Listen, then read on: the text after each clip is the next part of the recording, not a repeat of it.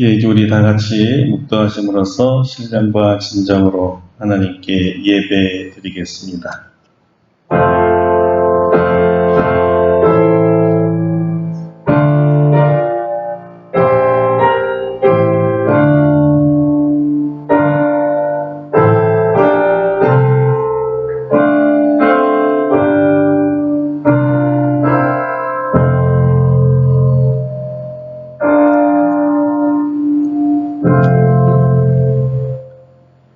여호와는 내게 복을 주시고 너를 지키시기를 원하며 여호와는 그의 얼굴을 내게 비추사 은혜 베푸시기를 원하며 여호와는 그 얼굴을 내게로 향하여 드사 평강 주시기를 원하노라.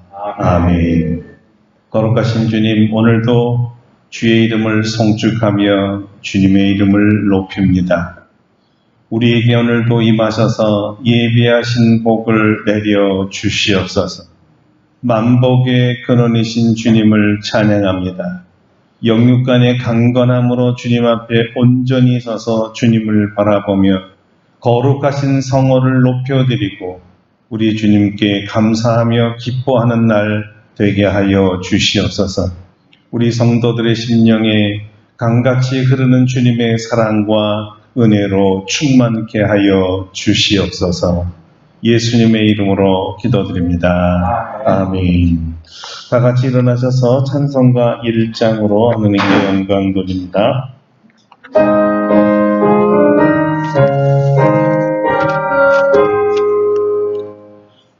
만복의 근원 하나님, 온 백성 찬송 드리고 저 천사여 찬송하세. 찬송 성부 성자 성령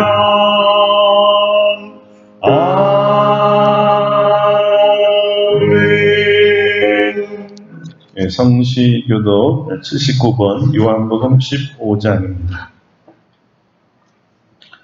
나는 포도나무요 너희는 가지라. 그가 내 안에 내가 그 안에 거하면 사람의 열매를 많이 맺나니 나를 떠나서 너희가 할 수 없습니다. 사람이 내 안에 거하지 아니하면 가지처럼 밖에 버려져 마르나니 사람들이 그것을 먹다가 우리는 살입니다. 너희가 내 안에 거하고 내 말이 너희 안에 거하면 무엇이든지 원하는 대로 구하라. 우리 하나님이라. 너희가 열매를 많이 맺으면 내 아버지께서 영광을 받으실 것이요 너희는 내 열매가 되리라. 아버지께서 나를 사랑하신 것 같이 나도 너희를 사랑하였으니 나의 사랑을 것과 내가 아버지의 계명을 지켜 그의 사랑 안에 거하는 것 같이 너희도 내 계명을 지키며 내 사랑을 구하라. 내가 이것을 너희에게 이름은 내 기쁨이 너희 안에 있어 너희 기쁨을 충만하게 하려 함이라. 아멘. 침묵으로 참회의 기도를 드립니다.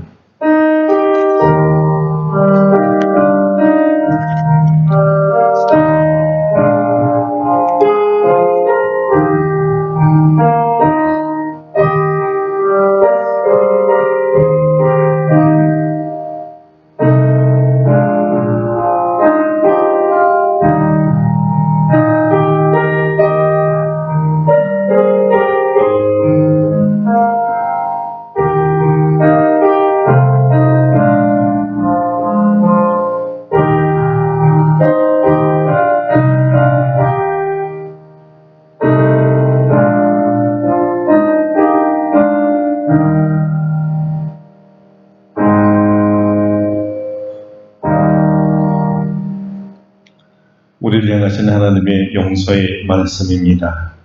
작은 자야, 내 죄사함을 받았느니라. 아멘. 사도신경으로 우리의 신앙을 고백합니다.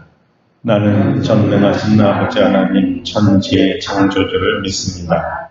나는 그의 유일하신 아들 우리 주 예수 그리스도를 믿습니다.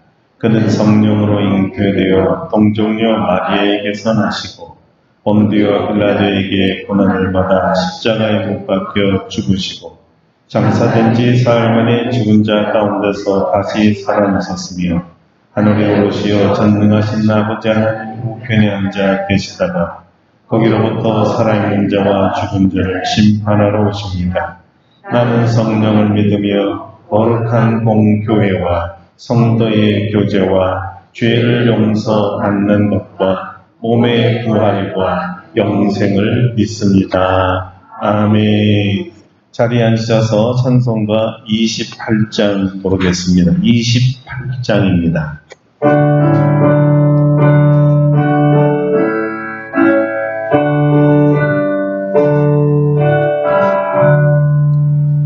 옥의 근원 강림하사 찬송하게 하소서. 알량없이 자비하신 증량할 길 없도다.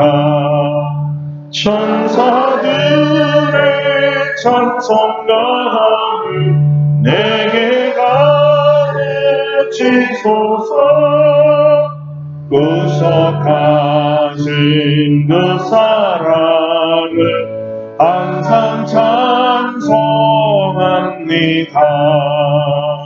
주의 크신 도움받아 이때까지 왔으니 이와 같이 천국에도 이르기를 바라네. 하나님의 꿈을 떠나 죄에 빠진 우리를 예수 구원 받으려고 오열을 여주셨네. 주의 귀한 은혜 받고 일생 비친 자들네. 주의 은혜 사슬 되사 나를 주께 매소서. 우리 마음은 연약하여 언제 하기 쉬우니 하나님이 받으시고 천국인을 치소서.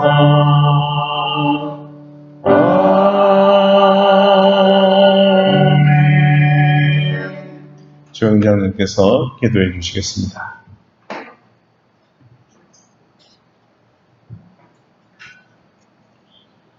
전지전능하신 아버지 하나님, 오늘도 우리를 사랑하셔서 주의를 거룩하게 지킬 수 있도록 도와주시고 하나님께서 주신 성전에서 또한 하나님께 예배드릴 수 있도록 인도하여 주심을 감사를 드립니다. 이제 9월도 중순을 지나고 있지만 그동안 아침 저녁으로 선선한 날씨가 되고 전국에 가을을 재촉하는 비가 내렸어도 여전히 낮의 기온은 30도에 육박하며 무더운 날씨를 보이고 있습니다. 이제는 지구의 기후가 온 나라를 향하여 다람질하고 있어서 앞으로의 환경이 걱정이 되기만 합니다. 저희들의 시대에야 어떻게든 살아내겠지만 저희들의 자녀들과 손자들은 과연 어떠한 시대를 살아내야 할지 심히 걱정됩니다. 저희들은 그저 하나님만 의지하고 나갑니다. 온 천지를 지으시고 만물을 운행하시는 하나님, 저희들을 불쌍히 여겨주시고 저희들을 보호하여 주시옵소서. 하나님께서 주신 이 지구의 환경을 지키기 위한 노력이 하루빨리 전 세계적으로 진행될 수 있도록 도와주시옵소서. 매일매일 저희들의 삶을 돌아보는 생활할 수 있도록 인도하여 주시옵소서. 저희들은 하나님의 말씀대로 살고자 하는 마음이 있지만은 우리 주변에 예수를 믿지 않는 사람들과 교류를 하게 되면서 어느 사이에 하나님에 대한 생각은 다 잊어버리고 그저 육신의 소욕대로 살아가는 것을 보게 됩니다. 저희들의 어리석은 바인 믿음 없음을 긍휼히 여겨 주시옵소서. 저희들 항상 하나님과 동행하며 하나님의 도우심을 받아가며 생활할 수 있도록 인도하여 주시옵소서. 우리 교회는 60이 넘는 분들이 60% 이상 되는 교회입니다. 60을 넘게 살면서 늘은 것은 걱정뿐입니다. 사람이란 존재가 강한 것 같지만 조그만 충격이나 심한 외부 환경에 처하면 사고를 당하거나 심지어는 목숨을 잃는 일도 허다한데 저희들과 저희 자녀를 지켜주신 것은 하나님의 은혜가 아닌가 생각해 봅니다. 적당한 온도와 모든 자연재해에서 우리들을 지켜주신 하나님께 감사드립니다. 저희들이 오직 하나님 믿고 의지할 때 저희들과 저희들의 자녀 손들을 눈동자와 같이 지키셔서 하나님께서 정하신 수완을 다 누리며 살아가는 우리 교회 모든 성도들이 될 수 있도록 축복하여 주시옵소서. 목사님은 4년 전에 교회와 관련하여 충격적인 일을 겪으시고 조용하고 한적한 곳으로 이사하여 목사님과 사모님의 마음과 몸을 추스릴 수 있도록 인도하여 주심을 감사를 드립니다. 하지만 그동안 사는 곳이 교회와 멀어서 어려움을 겪었습니다. 이번에 다시 교회와 더 가까운 곳으로 주거지를 옮길 수 있도록 인도하여 주심을 감사를 드립니다. 새로운 이사처에서 목사님, 사모님 더욱 건강하여지고 형통하는 은혜가 가득할 수 있도록 인도하여 주시옵소서.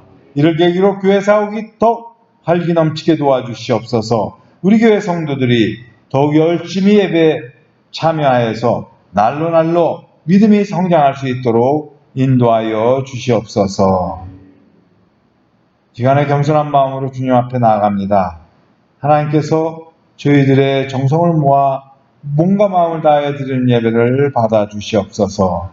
오늘 단위에 세우신 담임 목사님에게 성령의 두루마기를 덧입혀 주시고 말씀을 선포하실 때 능력과 은혜를 더하여 주셔서 말씀을 받는 모든 성도들 은혜 받고 변화받고 새로움을 받는데 부족함이 없도록 인도하여 주시옵소서. 오늘도 주님께서 예비하신 은혜를 다 받아 누리기를 바라와서 이 모든 말씀 우리를 사랑하신 예수님 이름으로 기도드립니다. 아멘.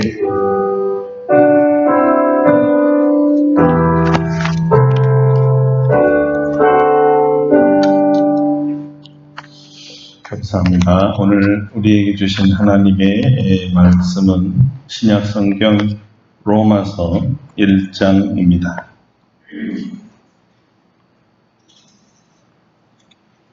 로마서 1장 1절로 11절로 12절 두 절만 보도록 하겠습니다. 로마서 1장 11절, 12절 두 절입니다. 이제 봉독해 드리겠습니다. 내가 너희 보기를 간절히 원하는 것은 어떤 신령한 은사를 너희에게 나누어 주어 너희를 견고하게 하려 함이니 이는 곧 내가 너희 가운데서 너희와 나의 믿음으로 말미암아 피차 안위함을 얻으려 함이라. 아멘. 아멘. 할렐루야. 오늘도 이 말씀으로 우리에게 크신 은혜 주실 줄로 믿습니다. 오늘은 함께 나누면 행복합니다 라는 제목으로 말씀을 증거하겠습니다. 제가 오래전에 싱가포르에 다녀온 적이 있습니다. 거기 엑치라고 선교 훈련 센터를 방문하기 위해서 갔는데 혹시 거기서 받아주셔서 허락하면 선교사가 되려고 했던 적이 있습니다. 근데 예기치 않는 문제가 생겼습니다. 저희가 숙박하려고 했던 한인교회에서 돌연 태권도 시범단이 일정보다 연기하는 바람에 저희를 위한 숙박시설이 없다는 것입니다. 어쩔 수 없어서 급하게 호텔을 찾았고 인근에 있는 호텔로 들어갔는데 그 하루 숙박 비용이 저희가 준비한 모든 경비를 다 쓸 정도로 아주 가격이 비쌌습니다. 큰일 났지요. 생전 처음 간 싱가포르이기 때문에 지인도 없고 지역도 전혀 생소하고 좀 어디로 가야 될지 막막했었습니다. 점심도 못한 채 무작정 걸었는데요. 한참을 걷다 보니까 아주 반가운 그 현판이 눈에 띄었습니다. 신학교 간판이었습니다. 혹시 신학교니까 한국 유학생이 있으려나 하고 이렇게 생각하는 찰나에 정말 기가 막히게 어떤 사람이 러닝샷스 바람으로 창가에서 인사하며 소리를 쳤습니다. 한국 사람이십니까? 예, 저희 한국 사람입니다. 어서 2층으로 올라오세요. 이렇게 귀한 만남을 가졌습니다. 그리고 그 전도사님이셨는데 그 전도사님 친구가 저녁 초대를 오늘 했는데 같이 가지 않겠느냐고 하길래 어떻게 그것을 마다할 수 있겠습니까? 무조건 땡큐였습니다. 거기서 하나님의 준비하신 여호와의 이레를 체험하게 됩니다. 한인교회는 우리를 거리로 내보냈지만 주님은 싱가포르에서 가장 부유한 한 성도의 아파트로 저희를 인도했거든요.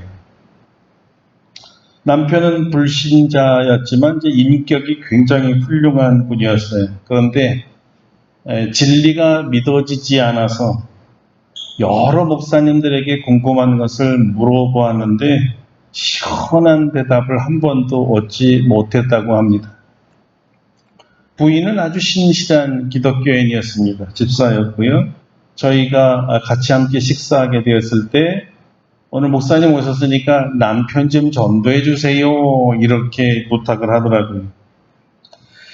자, 하나님의 역사로 그날 이분이 식탁에서 전했던 그 복음을 듣고 예수님을 구주로 영접했습니다. 그리고 그 회심한 그 기적의 보답은 3일 동안 모든 숙박과 음식과 융숭한 대접이었습니다. 할렐루야. 그들은 저에게 육적으로 필요한 모든 물질을 아낌없이 나눠주었고 저희는 그들의 영혼에 필요한 예수님의 복음과 예수님의 생명을 나누었습니다. 그리고 정말 서로가 위안이 되었습니다. 여러분, 이것이 오늘 사도 바울께서 말씀하신 복음의 나눔과 은사의 나눔이 주는 위안입니다.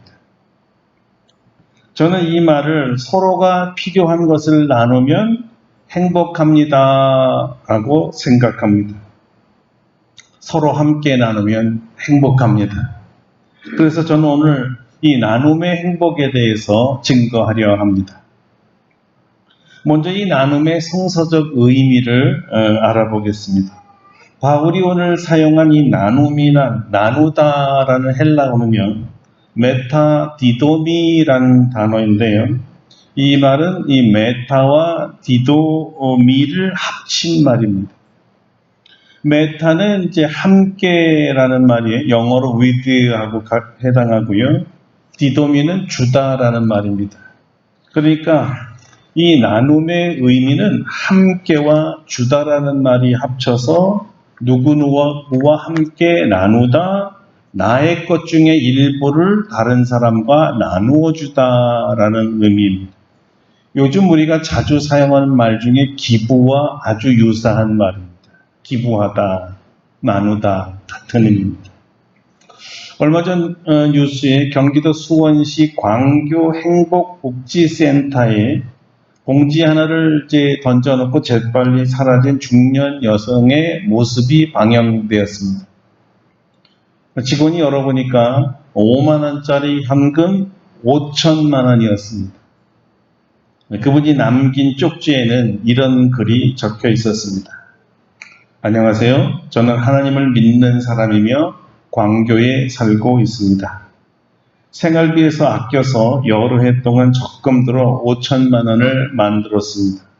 코로나로 어려운 여러 가정에 조금이나마 도움이 되었으면 합니다. 감사합니다. 23년 9월 5일. 말 그대로 기부천사입니다. 철저하게 성경대로 자기의 것을 어려운 이유가 나눈 아름다운 감동 이야기이고요. 뉴스를 듣는 순간 아주 가슴이 뭉클해졌습니다. 여러분들도 이런 이야기를 듣기만 해도 코끝이 좀 찡하지 않나요? 감동이죠, 감동. 사실 이런 행함 있는 믿음, 다시 말하면 어려운 이웃과의 나눔은 우리 예수님께서 친히 산상보훈에서 주신 말씀이었습니다. 주라, 그리하면 너희에게 줄 것이니 곧 호의되어 누르고 흔들어 넘치도록 하여 너희에게 안겨주리라. 주님의 말 그대로를 인용하면 우리가 다른 사람에게 주면 비어있는 우리에게는 하나님이 채워주시는데 누르고 흔들어 넘치도록 준다니까 줄수록 흔드는 체험을 하게 될 것입니다. 세례 요한도 그의 제자들에게 이렇게 가르쳤습니다. 옷 2벌 있는 자는 옷 없는 자에게 나눠줄 것이요 먹을 것이 있는 자도 그렇게 할 것이니라. 예수님의 친동생이었던 야고보 장로가 그의 편지에서 이런 말을 한 적이 있습니다. 만일 형제나 자매가 헐벗고 일용할 양식이 없는데 너희 중에 누구든지 그에게 이르되 평안히 가라, 덥게 하라, 배부르게 하라 하며 그 몸에 쓸 것을 주지 아니하면 무슨 유익이 있으리요. 이와 같이 행함이 없는 믿음은 그 자체가 죽은 것이라. 이 말씀에 의하면 조금 전에 기부했던 이 익명의 그리스도인, 이 기부천사는 분명하게 나눔을 실천하는 행함 있는 믿음이 있는 분이라는 사실입니다. 행함 있는 믿음을 가진 분이죠.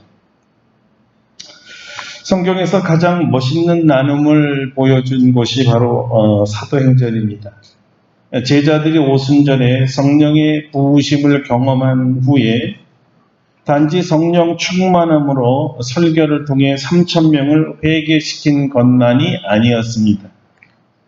그들의 삶의 패턴이 완전히 달라졌습니다. 성령을 체험한 사람들이 영적으로만 새로워진 것이 아니라 이 정신적으로도 새로워졌습니다. 정신적 새로움, 이 변화라는 말은 삶의 가치관이 바뀌었다는 뜻입니다. 이 가치관은 소유가 최고의 미덕이었던 사람들이 성령 충만한 다음에는 나눔이 삶의 최고의 미덕으로 바뀌었다는 것입니다. 사도행전 2장입니다. 사람마다 두려워하는데 사도들로 말미암아 기사와 표적이 많이 나타나니 믿는 사람이 다 함께 있어 모든 물건을 서로 통용하고 또 재산과 소유를 팔아 각 사람의 필요를 따라 나눠주며. 여러분 보셨지요? 성령의 능력으로 기적과 표사만 일어나는 것이 아니었습니다. 사도행전의 저자인 누가는 이 대목에서 함께라는 말을 강조합니다. 함께. 믿는 사람이 다 함께 있었다. 왜 함께 있었을까요? 모든 물건을 서로 통용하고 또 재산과 소유를 팔아 각 사람의 필요를 따라 나눠주기 위해서였다는 겁니다.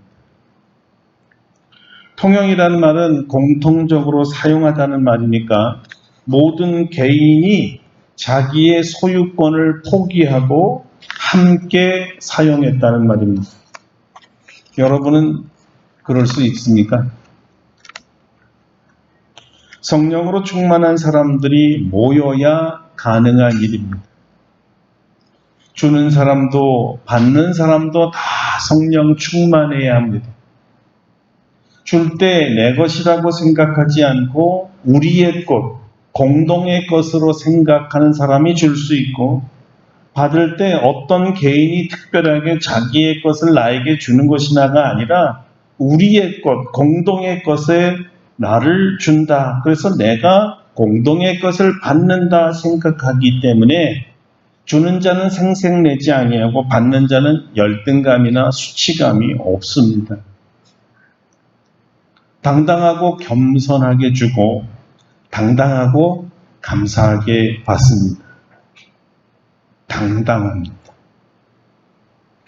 여기 주고받으면 전혀 문제가 있을 수가 없습니다.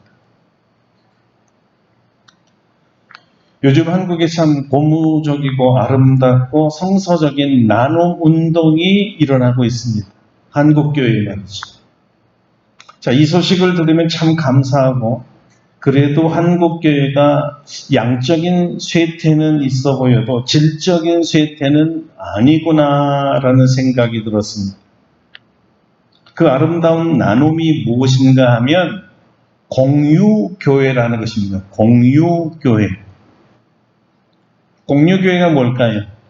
한 건물을 예배당으로 건축하고 이 건물이 누구의 소유, 어떤 교회의 소유가 아니라 모두의 소유, 공유의 소유로 만들어서 여러 교회가 한 교회에서 예배를 드리는 형태의 교회를 말합니다. 물론 여러분은 여러 교회가 모인다는 뜻이 한 교회로 연합해서 드리는 예배인가 이렇게 생각할 수도 있겠지만 그렇지 않습니다. 공간만 같이 공유할 뿐이고요. 각자의 스타일로 각자의 교회가 각자 다른 시간에 예배를 드리는 것을 말합니다. 그러니까 시간만 다를 뿐 공간을 같이 쓰는 거예요. 공유하는 거예요. 아침 7시에 예배를 드리는 교회가 있다면 9시에 드리는 예배가 있고 11시에 드리는 예배가 있고 오후에 드리기 원하는 사람들은 2시에 드릴 수 있고 4시에 드릴 수 있고 6시에도 드릴 수가 있습니다. 한 공간에서 시간을 나누어 건물을 공유하고 각자 자기 교단, 자기 스타일에 맞게 따로 드리는 예배를 공유교회라고 합니다. 이번에 저희 용천노회에서 노회가 확장하면서 세 교회가 함께 사용할 수 있는 공유교회를 계획하고 있습니다. 여기에 세미나에 공청회에 초대를 받아서 갔다 왔습니다. 너무나 성서적이었습니다. 어려운 상황의 개척교회와 소형교회들이 이 코로나로 인해서 재정적으로 너무나 어려움을 겪고 문을 닫는 교회가 너무나 많아서 우리 월세만 안 내도 살겠는데요. 월세만 안 나면 교회가 존재하겠는데 하는 교회가 너무나 많았다는 거예요. 그러니까 우리 임대료만 안 내도 교회가 발전되고 큰 힘이 되고 저에게 왜 왔냐 그러길래 200만 원 월세 내는 거를 선교로 하면 하나님 얼마나 좋겠어요. 건물주에다 우리가 바치고 있어요. 하나님께 드리지 못하고. 그래서 왔습니다라고 저는 대답을 했습니다. 주는 사람보다 받는 사람이 괜히 열등감에 눈치 보고 주눅 도는 거 이런 게 없는 교회, 당당하게 쓸 수 있는 이런 가치관과 생각의 변화만 있다면 정말 많은 대형 교회에서 추구해야 될 성서적 나눔이라고 저는 생각이 듭니다. 여러분 근데요, 우리 교회도 공유교회 만들 수 있습니다. 우리는 일주일에 2번밖에 사용을 안 하고 나머지를 다 비워둔 채로 있어요. 우리도 시간을 나누어서 다른 교회가 우리 예배당을 사용할 수 있게 할 수 있습니다. 날짜도 월화수목금토 다 비어 있습니다. 아침 저녁 다 비어 있습니다. 노회에서 쓰는 공유교회도 똑같은 얘기를 합니다. 주일, 수요일만 아니라 6시 이후에는 다 퇴근하니까 아무 때나 와서 다 써도 됩니다. 주일, 토요일 출근 안 하니까 아무 데나 와서 다 써도 됩니다. 완전히 개방하더라고요. 만약에 우리들이 성령 충만하고 주님의 말씀대로 나눔의 삶을 살기로 결단하면 가능한 일입니다. 내 것이 아니라 주님의 것. 이 건물이 아름답고 복된 교회 것이 아니라 주님이 주신 건물, 주님이 사용하라고 빌려준 거라고 생각하면 공유할 수 있습니다. 저는 그렇게 되기를 원합니다. 아멘. 그런데 여러분, 예배당 건물만은 아닙니다. 재산도 소유도 나눠주는 삶을 살라고 우리 주님께서 말씀하셨고요. 사도들과 초대교회 성도들과 제자들은 그대로 순종하며 실천했습니다. 나눔의 삶이 그들의 신앙이고 그들의 삶의 철학이었거든. 부흥이 안 될래야 안 될 수 없는 파라다임의 변화가 일어났던 것입니다. 여러분 그 결과를 아실까요? 성경은 이렇게 말합니다. 날마다 마음을 같이하여 성전에 모이기를 힘쓰고 집에서 떡을 떼며 기쁨과 순전한 마음으로 음식을 먹고 하나님을 찬미하며 또 온 백성에게 칭송을 받으니 주께서 구원받는 사람을 날마다 더하게 하시니라. 아멘. 할렐루야. 공유하고 서로 통용하고 나누고 섬겼더니 백성들에게 칭찬을 받으라는 겁니다. 주위에 있는 모든 주민 사람들이 와, 저 교회 사람들은 예수님 닮았구나. 예수님처럼 나누는구나. 보기가 좋구나. 나도 거기 가고 싶어. 이런 생각이 났다는 거예요. 그래서 구원받는 사람이 날마다 더 증가했다는 것입니다. 할렐루야. 나누면 비일 것 같은데, 나누면 안 될 것 같은데, 나누면 손해날 것 같은데, 주님은 그것을 보시고 날마다 구원받는 숫자를 더하게 하셨다는 것이죠. 사도 바울의 개인적인 나눔의 삶은 정말 더 멋집니다. 그는 하나님의 말씀을 전하는 설교자였고 선포자였고 전도자였지요. 이 말은 바울은 다른 사람들처럼 재정적 은사를 가진 사람은 아니란 말입니다. 그래서 소유나 재산이나 물건은 나눌 수 없는 사람이란 뜻입니다. 그러다 루디아는 사람은요, 재물이 많았어요. 그래서 바울의 선교 후원자가 되고 자기 집을 교회로 쓰라고 내어주고 예배를 드리게 했습니다. 뿐만 아니라 사도 바울이 거취할 수 있는 집을 또 하나 마련해줘서 복음을 전하는 동안 안심하게 거할 수 있는 안식처까지 제공했던 것이죠. 그 루디아의 집이 현재 빌립보 기념교회입니다. 은사예요, 여러분, 은사. 각자 다른 은사들입니다. 하지만 바울은 그들에게 그들이 소유하지 못한 천국에 들어갈 수 있는 복음을 전해 주었습니다. 복음을 나눈 거예요. 그들의 믿음이 자라도록 말씀을 가르쳤고요. 건강한 크리스찬이 되도록 훈련시켜 주었습니다. 바울의 은사죠. 나누었어요. 자기가 가지고 있는 다 나눴습니다. 이 일을 위해 자신의 몸을 아끼지 않고 헌신했습니다. 데살로니가 교회에 보낸 편지에서 바울의 나눔이 어떠한 성격인가를 우리는 엿볼 수 있습니다. 우리가 이같이 너희를 사모하여 하나님의 복음으로만 아니라 우리 목숨까지 너희에게 주기를 즐겨함은 너희가 우리의 사랑하는 자 됨이니라. 바울은 나눌 것이 있다면 재능, 지식, 신앙뿐만이 아니라 자기 목숨까지라도 나눌 수 있다고 했습니다. 여러분은 다른 성도들과 그리고 여러분의 이웃들과 무엇을 나눌 수가 있겠습니까? 예수님께서 말한 우리의 이웃의 개념은 단지 우리 지역에 살고 있는 사람들을 얘기한 게 아닙니다. 우리의 도움이 필요한 사람들을 말합니다. 집이 필요한 사람, 빵, 의복, 건물, 교육, 의사, 병원, 의약품, 물, 종자식, 기술개발, 재난구호, 난민을 위한 피난처, 전쟁고아들의 가족이 되어주는 것, 복음의 목마른 자들을 위한 선교, 너무 많지. 여러분이 가진 것 중에 여러분이 가진 물질이나 재능이나 은사들을 다른 사람과 나눌 수 있습니다. 필요로 하는 사람들 말이죠. 아프리카 우간다의 한 목사가 너무 귀찮을 정도로 저에게 자주 전화를 합니다.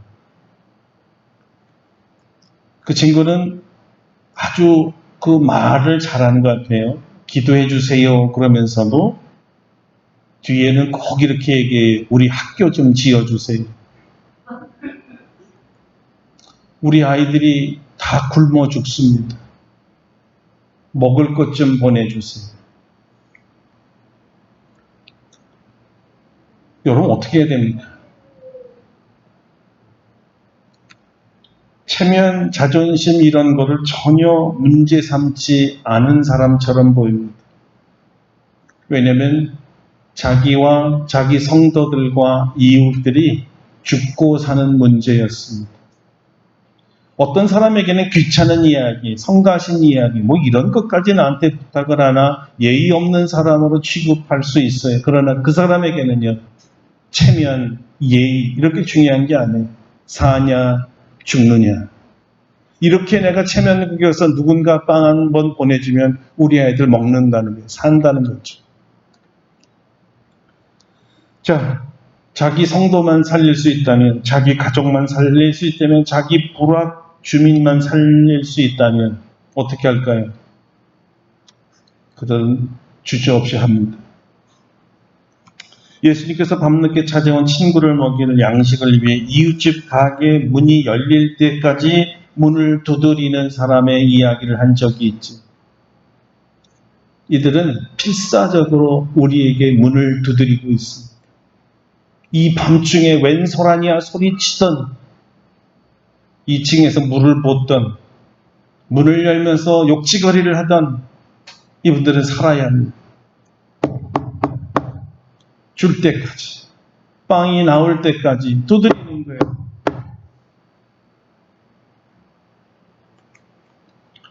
오늘 한국 사람들은요, 버리는 한이 있더라도 나누기는 싫어합니다.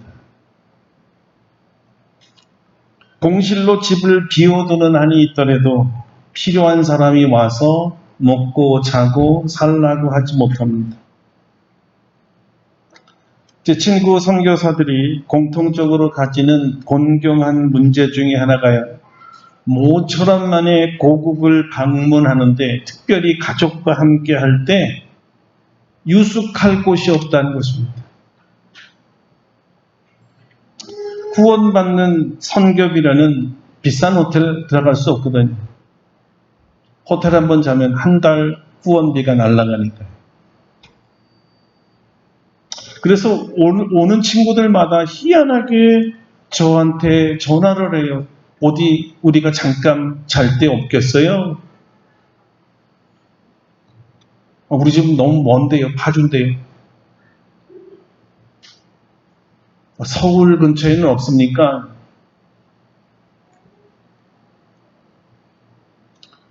제가 그래서 여러 지인들에게 전화를 돌립니다. 물론 그 중에 권사님들도 있었어요. 그런데 우리 집 쓰세요? 우리 집 비었는데 여기 쓰시면 됩니다 하는 분이 없습니다. 많은 그리스도인들이 나눔의 정신을 잃어버렸기 때문이 아닐까요?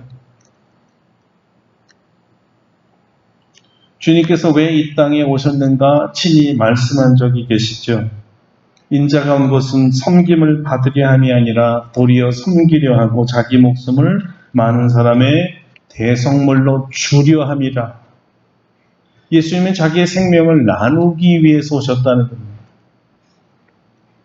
그리고 정말 죽으셨죠. 바울이 자기 목숨까지도 성도들에게 주려 했던 이유는 예수님으로부터 목숨을 받았기 때문입니다. 예수님이 자기를 살리려 자기 목숨을 주신 것을 바울이 받았고, 그래서 자기는 살았고, 자기도 예수님처럼 성도를 위하여 자기 목숨까지 주는 것은 당연하다고 생각한 것입니다. 참 우리와 다르죠? 왜 이렇게 바울은 목숨까지도 나누어 주려고 했을까요? 왜 신령한 은사들을 나누려고 했습니까? 왜 그렇게 로마 성도들을 간절히 보기를 원했을까요? 바울 사도에 의하면 첫째로 이 성도들을 견고하게 하기 위해서라고 합니다. 나눔이라는 것은요, 성도들을 견고하게 만든다는 것을 바울이 알았다는 것입니다. 견고하다라는 말은 말 그대로 강하게 한다는 말입니다. 나눔이라는 것은 약한 자를 강하게 만드는 거예요. 나눔은 삶의 용기를 갖게 합니다. 희망을 갖게 하죠. 그래도 세상은 아직도 좋구나, 살만하구나, 이런 사람들이 있구나. 다시 일어날 힘을 얻습니다. 필요한 것이 일시적이라도 채워지기 때문에 만족하게 되죠.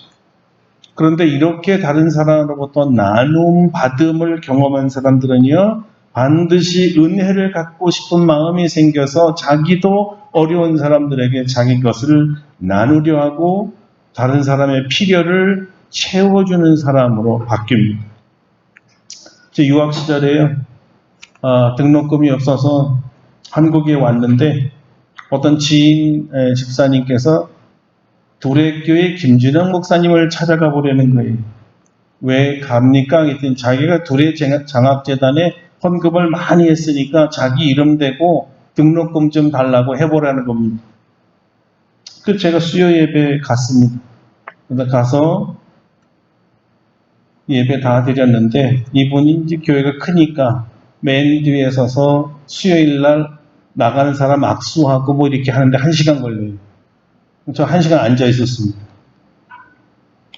그러니까 집에 갑시다 딱 한마디 하더니 아무 말도 안 해요. 집에 도착했습니다. 도착하자마자 하는 얘기가 지금 회의해야 하니 저 방에 들어가서 기다리시오 그러실. 거기서 1시간 회의 끝날 때까지 기다렸습니다. 1시간 뒤에 오시면서 하시는 말이 이거 밤이 너무 늦었으니 집에 가시고요. 가서 기다리세요. 그 대신에 이메일 하나만 남겨두면 좋겠습니다. 여러분 정말 이게 대화의 끝이었어요. 전부였습니다. 제가 누군지 왜 왔는지 일절 물어보지도 않았고 대답할 기회도 없었습니다. 정말 엄청난 스트레스를 받았고요. 그리고 결국은 웨일즈로 돌아가게 됐습니다. 그런데 한 달 뒤에 이 목사님으로부터 이메일이 한 통 왔습니다. 그 내용은 이겁니다. 만학도의 수고가 많습니다. 목회하는 마음으로 공부하세요. 딱 요겁니다. 여러분 이게 전부라면 믿으시겠어요? 제가 원하는 건가요? 자, 여러분 제가 처음 부분에 들려줬던 야고보 장로의 말씀 기억나십니까? 만일 형제나 자매가 홀벗고 일용할 양식이 있는데 너희 중에 누구든지 그에게 이르되 평안히 가라, 덥게 하라, 배부르게 하라 하며 그 몸에 쓸 것을 주지 아니하면 무슨 유익이 있으리요? 이와 같이 행함이 없는 믿음은 그 자체가 죽은 것입니다. 제가 이 말씀이 그때 딱 생각이 났다는 겁니다. 그 다음은 말 안 할랍니다. 있는 자의 나눔 없이는 어찌 없는 자가 체험을 받을 수가 있겠습니까? 말만 배부르게 하라. 이거 고마워하겠어요? 이종환 사명그룹 명예회장이 지난주에 소천했습니다. 그는 똥돼지처럼 돈을 벌었다고 했습니다. 아주 유명한 말이죠. 나는 천사처럼 벌지는 못해도 천사처럼 쓰겠다 이렇게 말했어요. 늘 그런 얘기를 했는데요. 그분이 평생 번 돈이 1조 7천억, 자신이 번 돈을 들여서 아시아 최대 장학재단을 세웁니다. 과학인재 장학생 12,000명, 그리고 박사 750명을 장학금을 주어서 키워내고 지난주에 100세에 소천하셨습니다. 그런데 정작 그룹 회장인 자신은 평생을요 점심을 짜장면만 먹었답니다. 짜장면 좋으면 먹을 수 있겠지만 그분은 절약하기 위해서요. 평생을 그렇게 먹었으니까 이분 젊었을 때는 짜장면값 300원 500원일 때부터 평생 점심을 짜장면을 먹고 어떤 식당에 가든 메뉴를 보지 아니하고 메뉴판에 제일 싼 가격만 봤대요. 저 제일 싼 거 주세요. 종이는 절대적으로 이면지만 골라서 썼다고 합니다. 해외 출장 가게 될 경우에 그룹 회장인데 퍼스트 클래스 안 타고요. 비즈니스 안 타고요. 이코노믹만 고집해서 탔다는 거예요. 여러분 그렇게 해서 절약한 돈으로 1조 7천억을 다 남을 위해서 나누고 간 거예요. 가진 거 다 주고 간 분입니다. 다 주고 가면서 아무것도 남기지 않고 빈손으로 정말 갔습니다. 갈 때는 아무것도 가져갈 수 없으니 다 주고 가야 한다는 인생의 도를 미리 깨달은 것이죠. 이분의 나눔으로 얼마나 많은 사람들이 삶의 용기를 얻었을까요? 유학생 17,000명 다 인재들 아니에요?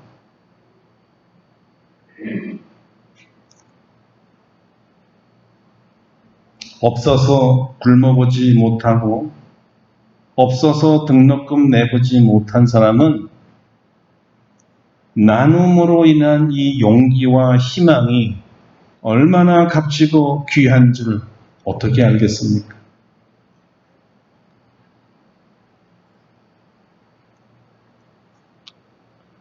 유학 시절에 택배에서 하루 종일 우편 배달하고 점심시간에 먹을 것이 없어서 바게트 하나 1파운드짜리니까 철도길에 앉아서 먹으면서 한번 물어봤습니다. 그랬더니 우리 장모님이 하는 얘기가 눈물 젖은 빵을 먹어봐야 인생을 안다. 이런 말씀을 하시. 눈물 젖은 빵을 먹어봐야 가난한 사람의 심정을 알고 그래야 김 목사가 바로 먹게 해요.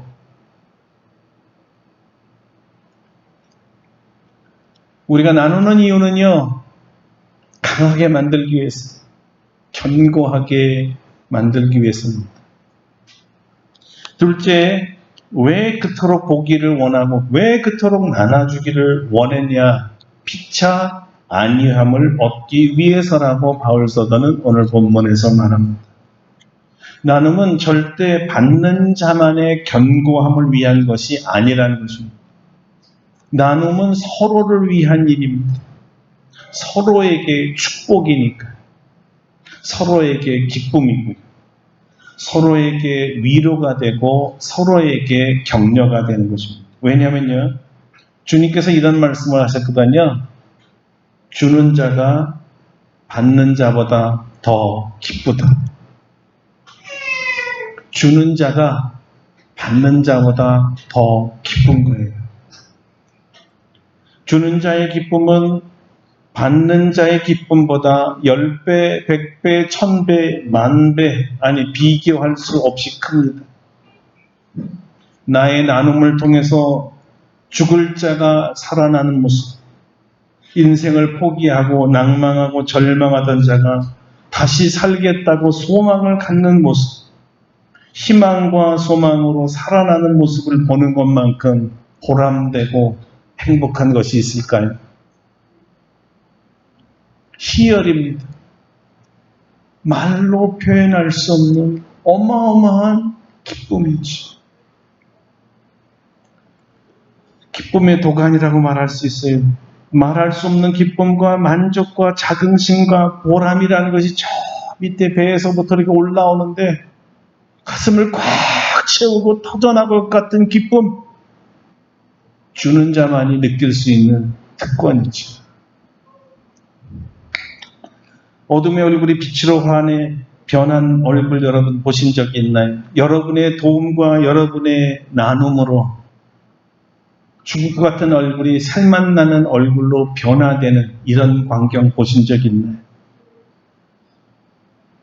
여러분, 이게 사람 사는 맛이라는 것입니다.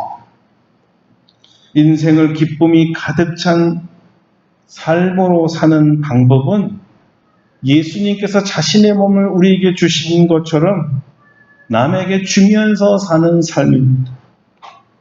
나눠서 기쁘고 받아서 기쁘죠. 이 원리를 함께 나누면 행복합니다라고 말하는 거예요. 여러분 함께 우리 한번 따라해 보세요. 함께 나누면 행복합니다. 함께 나누면 행복합니다.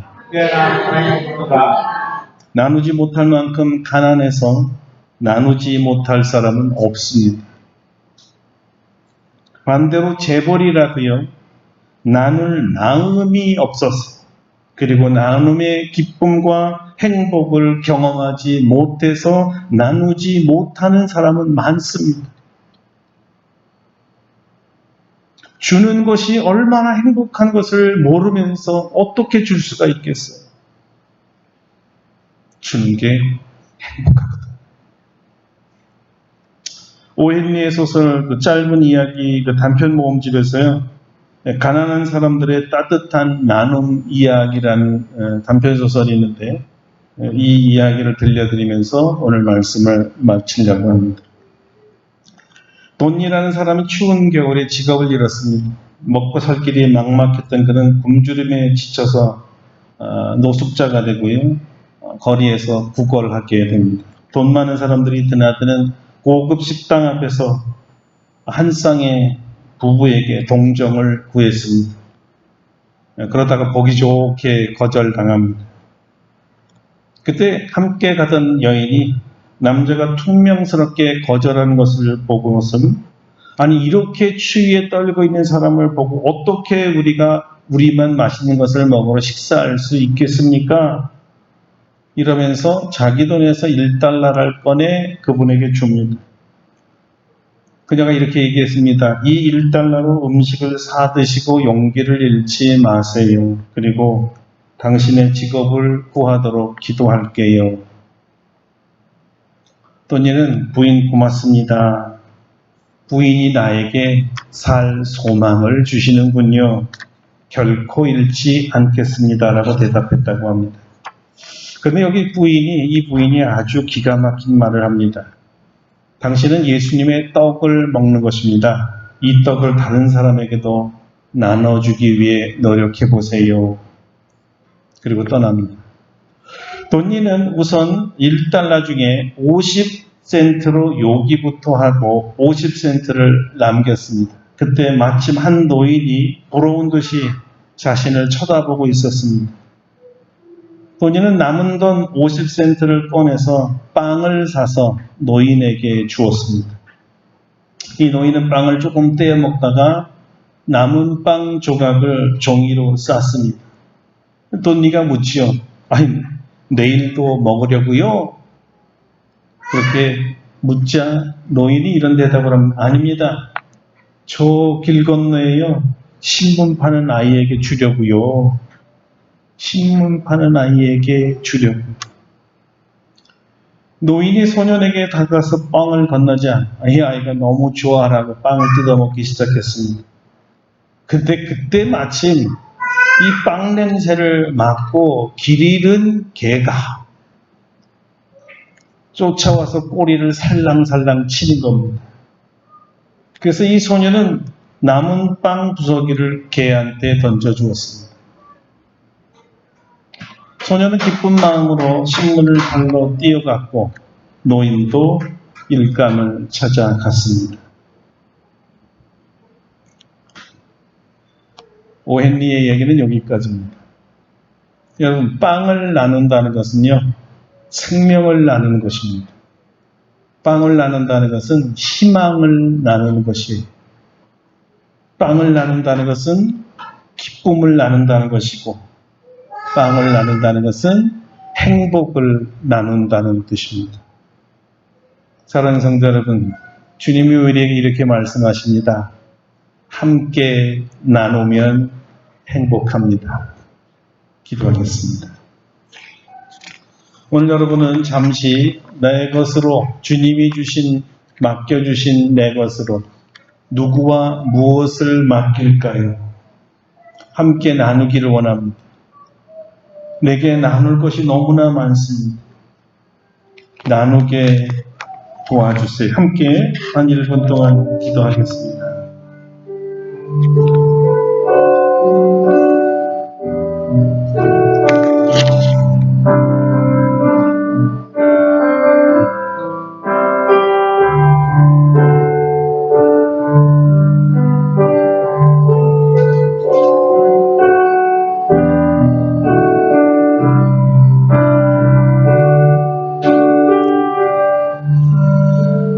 함께 나누면 행복하다고 말씀하신 주님, 우리 성도들이 함께 나눔으로 행복한 사람들 되게 하여 주옵소서. 예수님 이름으로 기도합니다. 아멘. 아멘. 211장 고르시고 준비하신 예물 봉헌합니다. 211장입니다.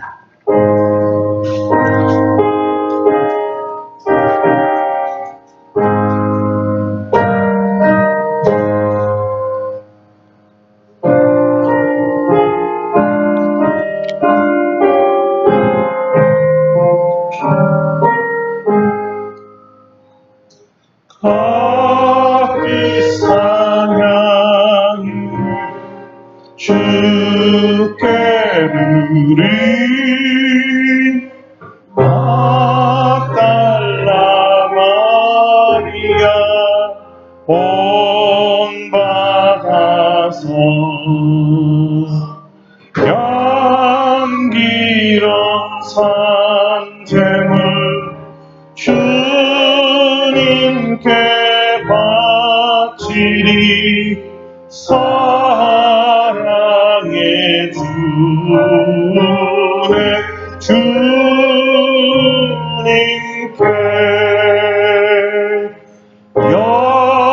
연약한 자에게 힘을 주고 어두운 세상에 빛을 비춰 성실과 인내로 내 형제 이끌리 사랑의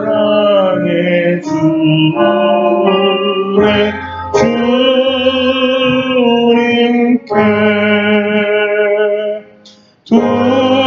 두려운 마음에 소망 주고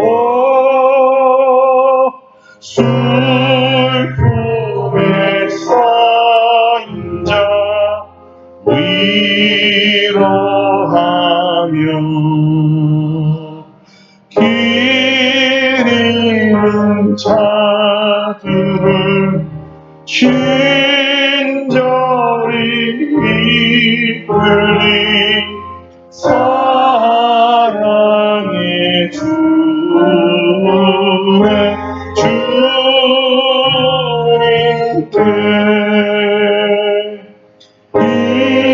인생의 왕이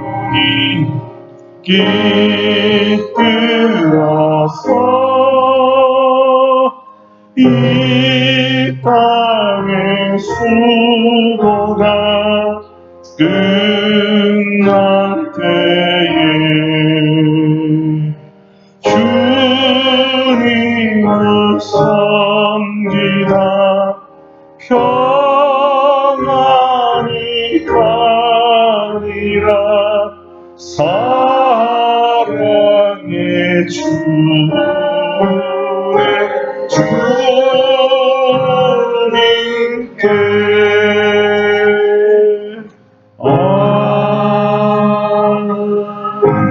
아멘. 감사합니다, 주님. 우리와 같은 죄인을 사랑하셔서 아들 예수 그리스도까지 주시고 그 아들의 생명까지 주신 하나님께 감사를 드립니다. 이 사랑받은 우리이기에 이 은혜를 갚되 하나님께서는 보이는 형제 자매들을 사랑하면서 갚으라 하셨으니 주님을 사랑하는 마음으로 우리의 모든 은사들과 재물들을 필요로 하는 자들에게 나눠주며 함께 쓸 수 있도록 도와주시옵소서. 아멘. 오늘도 주님 앞에 귀한 예물을 드리오니 11조로 감사헌금으로 주정헌금으로 선교헌금으로 건축헌금과 구제헌금으로 드린 모든 재물을 받으시고 주님의 약속대로 누르고 흔들어 넘치도록 채워주시옵소서. 하나님 앞에 드리는 물질도 소중하고 예수님의 이름으로 선한 사마리아인이 되어 불우한 이웃을 돕는 것도 귀중하오니 오른손이 하는 일을 왼손이 모르게 우리의 삶의 터전에서 여러 불우 이웃들을 도울 수 있는 착한 주님의 자녀들 되게 하여 주시옵소서. 자연재해와 전쟁으로 인하여 집을 잃어버리고 가족을 잃어버리고 팔다리 잃어버린 사람들이 너무나 많습니다. 이때 우리 가진 거 불필요하다고 버리지 말고 조그마하라도 모아서 함께 오병이어 만들고 나누어 쓸 수 있는 지혜와 사랑의 마음도 허락하여 주시옵소서.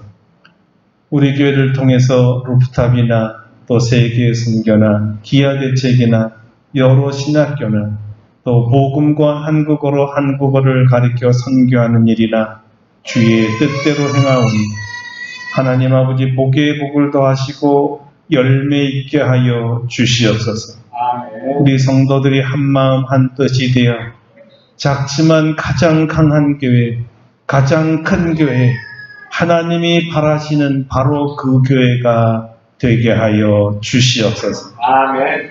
한 주간 동안 우리 성도들 눈동자같이 지켜주옵소서.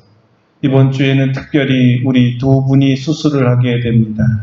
우리 안계신 집사님, 또 우리 김명호, 우리 부군 집사를 다 기억하사 함께 동행해 주시고 주의 전능하신 손으로 안수하사 치료하사 건강케 하여 주시옵소서. 아멘. 우리 성도들의 삶을 지켜주시고 한 주간도 예수님 때문에 행복해요라는 말이 많이 나오도록 축복하여 주시옵소서. 예수님 이름으로 기도드립니다. 아멘.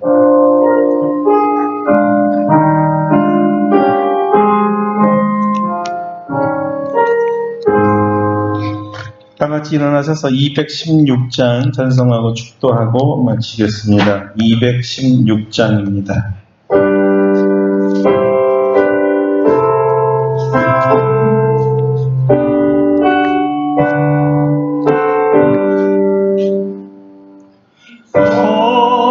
성자의 귀한 몸 날 위하여 버리신 그 사랑 고마워라.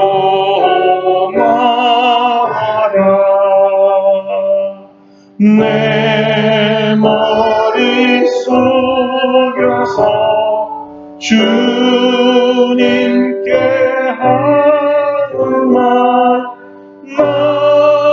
너무 주님께 바치리라. 지금 너 날 위해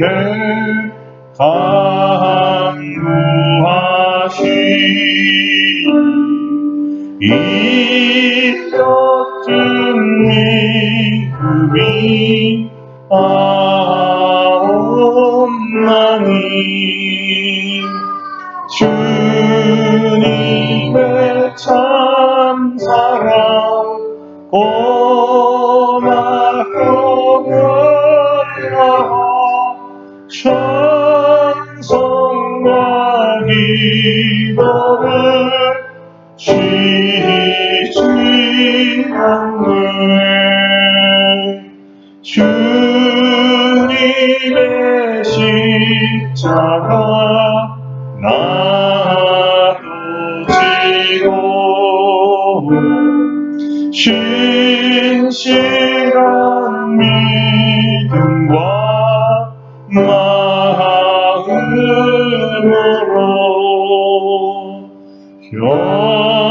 형제의 사랑과 친절한 위로를 네게나 베풀게 하옵소서. 만 가지 은혜를 받았으니 내 평생 슬프나 즐거우나 이 몸을 온전히 주님께 바쳐서 주님만 위하여 늘 살겠네. 아멘. 이제는 우리 주 예수 그리스도의 은혜와 하나님 아버지의 놀라우신 사랑하심과 성령의 교통하심이 주님도 목숨까지 주시면서 우리를 사랑했듯이 주님을 본받아 바울도 자기의 목숨까지 주기를 원했듯이 우리 모두가 불우한 이웃들과 나눔으로 행복을 나누고 함께 행복하기를 바라며 나아가는 사랑하는 모든 성도들 심령 위에와 우리 아름답고 복된 교회와 세계에 흩어진 모든 주님의 교회들 위에 이제로부터 영원토록 함께 하시옵기를 간절히 축원하옵나이다. 아멘. 아멘. 할렐루야. 주님 감사합니다. 네, 우리 하나님께 감사와 영광의 박수 하겠습니다. 자리에 앉겠습니다.